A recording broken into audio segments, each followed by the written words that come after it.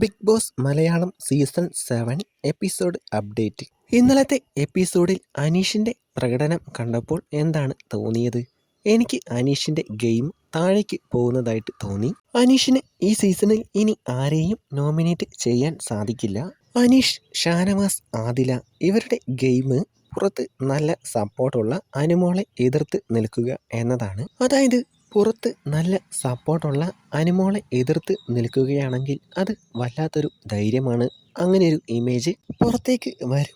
ഷാനവാസ്, ആദില, അനീഷ് ഇവർക്ക് അത് നല്ലതുപോലെ അറിയാം. അനീഷിന് താൻ അനുമോൾക്ക് എതിരെയാണ് എന്ന് പറയാൻ എവിടെയും ഒരു അവസരം കിട്ടിയില്ല. എന്നാൽ ഷാനവാസിനും ആദിലയ്ക്കും അത് പറയാൻ സാധിച്ചു.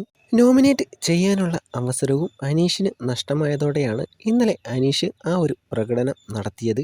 ബിഗ് ബോസിന്റെ റൂൾ അനുസരിച്ച് ആരെയാണോ നോമിനേറ്റ് ചെയ്തത് അല്ലെങ്കിൽ ചെയ്യാൻ ആഗ്രഹിക്കുന്നത് എന്ന് മറ്റുള്ളവരോട് പറയാൻ പറ്റില്ല. അനീഷിന്റെ ഫസ്റ്റ് നോമിനേഷൻ നെവിനാണ്. സെക്കൻഡ് നോമിനേഷൻ അനുമോളും. ജിസേലിനെ കുറിച്ചും ആര്യനെ കുറിച്ചും അനുമോള് അങ്ങനെ പറഞ്ഞപ്പോൾ ബാക്കിയുള്ളവരെല്ലാം പ്രതികരിച്ചു. എന്നാൽ അനീഷ് ഒരക്ഷരം പോലും മിണ്ടിയില്ല. ലാലേട്ടൻ വന്ന് പറഞ്ഞപ്പോഴാണ് തനിക്കെല്ലാം മനസ്സിലായതെന്നാണ് അനീഷ് പറയുന്നത്. ഇതെല്ലാം നടക്കുമ്പോൾ അനീഷ് അവിടെ ഉണ്ട്. താൻ സ്വയം ഒരു മണ്ടനാണെന്ന് വിളിച്ച് പറയുന്നത് പോലെയാണ് ഇന്നലത്തെ ആ പ്രകടനത്തിലൂടെ മനസ്സിലായത്.